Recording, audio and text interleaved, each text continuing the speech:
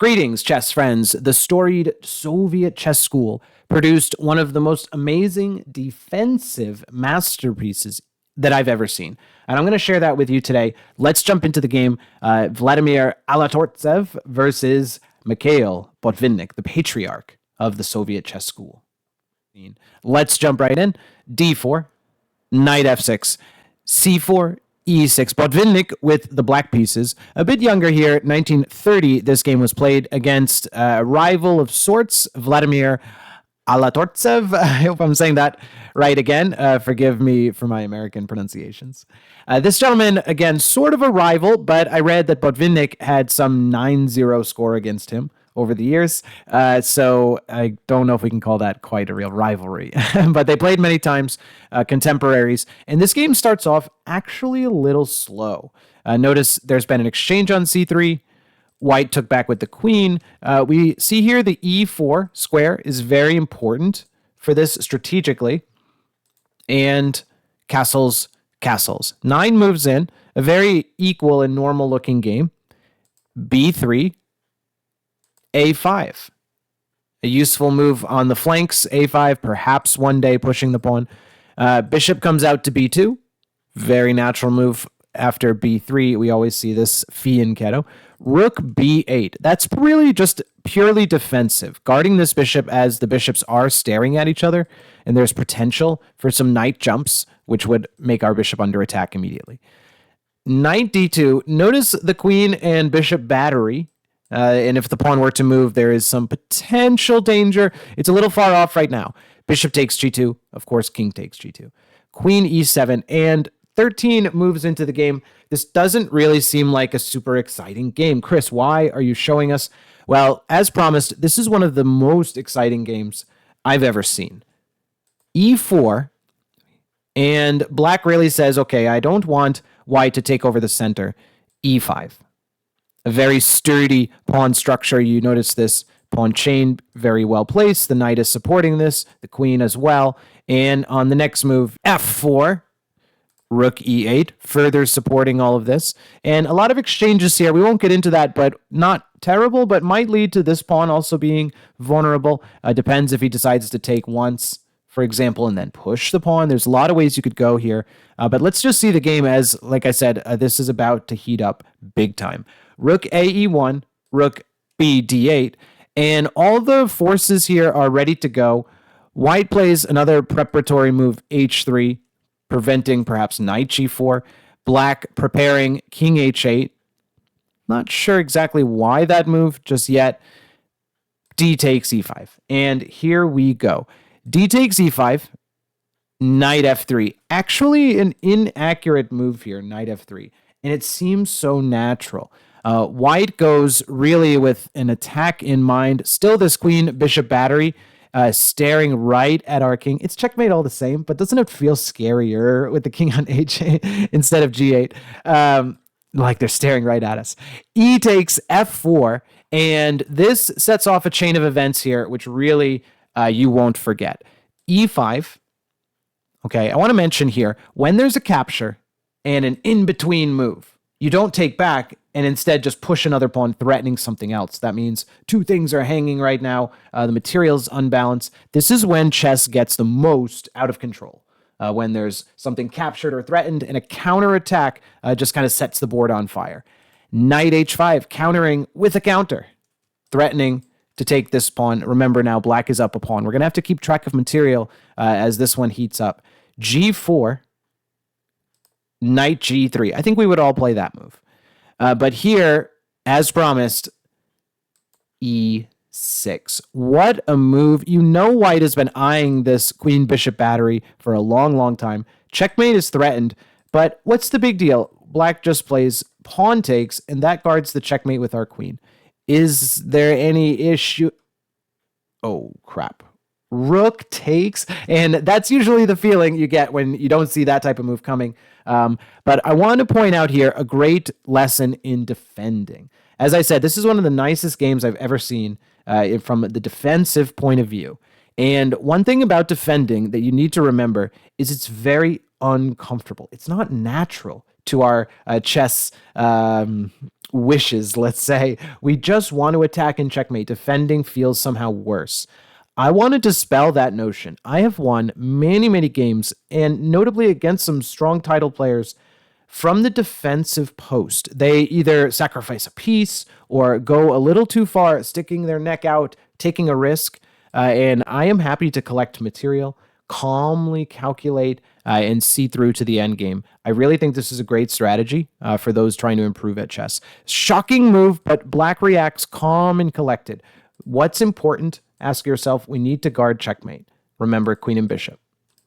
Next move here. Get ready for the attack. Knight g5. Forget the question mark here. You would be terrified if these pieces were coming at you. But Botvinnik calmly captures the rook. Now we're up a pawn and a rook. And surely he's just going to take back. No. White threatens checkmate. Remember, the game gets absolutely wild when there are counterattacks, in-between moves, intermezzo. Here, we would love to play the move knight e3 and fork the king and queen. Unfortunately, the rook just comes back and takes it, and we can't even have a moment to capture back due to queen takes h7 checkmate. So really not to be. The game goes with knight f6. And this really needs to be calculated. You have a lot of leeway when you have extra material. Remember, we took a rook here. Another great defensive point. You can give material back. You have a surplus of material, and giving some back in order to land safely is usually necessary. This knight is the only thing guarding checkmate. But why can't white just take it in two different ways? Let's see. Rook. Remember what that rook was just guarding? Takes knight. We don't even touch it. Knight e3. And an accurate count of the material after takes, no more checkmate. You must take our queen. Here, rook takes back. Black is way ahead in material. And this game's over, even after knight e6. Here, let's rewind. Why not then bishop takes? That seems a little more logical. Remember, checkmate is coming. But no, black has in between rook d2, again picking up the queen. That's just going to be too much. Remember, we were a rook ahead. So instead of all of that, knight f6 guards checkmate, and white decides to recapture the knight, at least chewing up some of that material deficit. But here, another nice defensive move. Black very comfortable now, up here in this one, an exchange and a pawn. Rook d7. That is another really good move, ensuring if anyone takes this knight, that the pawn recapturing will uncover the rook defending checkmate. Accurate, cold calculation. And now black is ready to trade pieces away.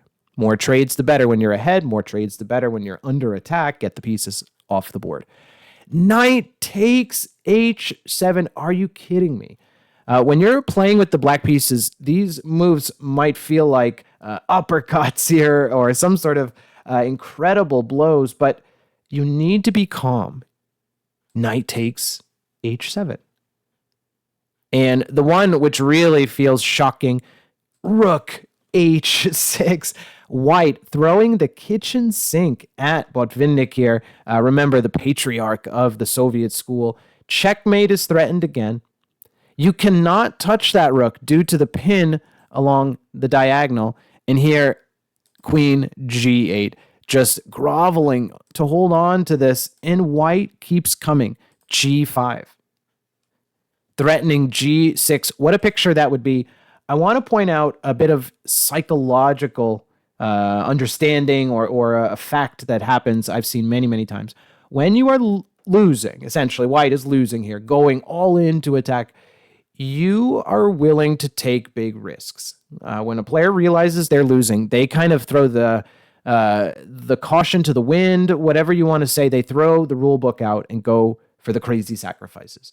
So you, as black, the player winning this game, need to understand that human psychology and just be ready for it. When you're at the board and someone plays a move like rook h6, be ready. Expect the unexpected when you are defending, but let's say you're winning and trying to convert here.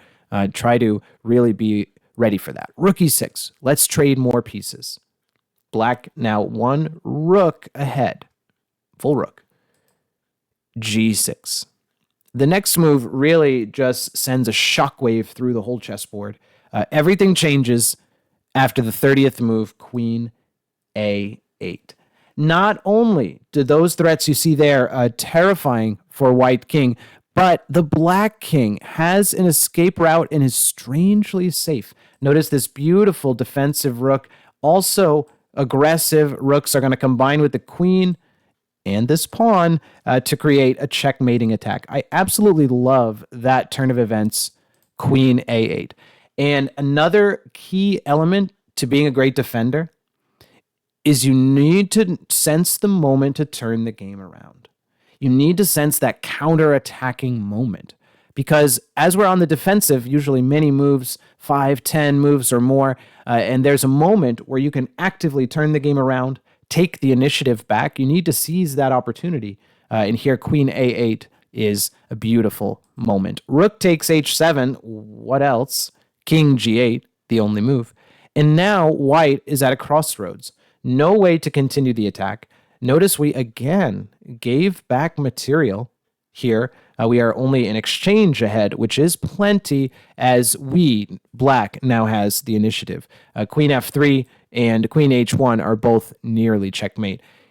King F2 trying to dodge, but Botvinnik plays Queen H1 anyway, as if we had just made the check there. White to move here, but there's just no saving this one. Queen H2 is a deadly skewer. Queen E1, very nearly checkmate, and this just can't be saved. There's no danger here around the Black King, and Botvinnik really shows his class in this one. Wow, that was just a stupendous defensive effort. I mean, those games for me are some of the absolute best, almost right there on par with a great attack, great defense. And I find that this is very underappreciated and underutilized characteristic of your chess style. I can think of at least 3 or 4 games of mine defeating IMs and GMs with that type of storyline, giving me material, some sort of speculative sacrifice or scary sacrifice. And I just like to grab that material, defend, and hold on tight. Hopefully, don't let that knockout punch get you, and arise in the endgame ahead material. So I like that style. Something maybe you should think about as you're under attack, that a great defender can win a lot of games. So hope that helps. Hope you were impressed and amazed by Botvinnik of the old days. And we're going to keep going with some more great chess content. Thanks again for watching, and we'll see you all next time.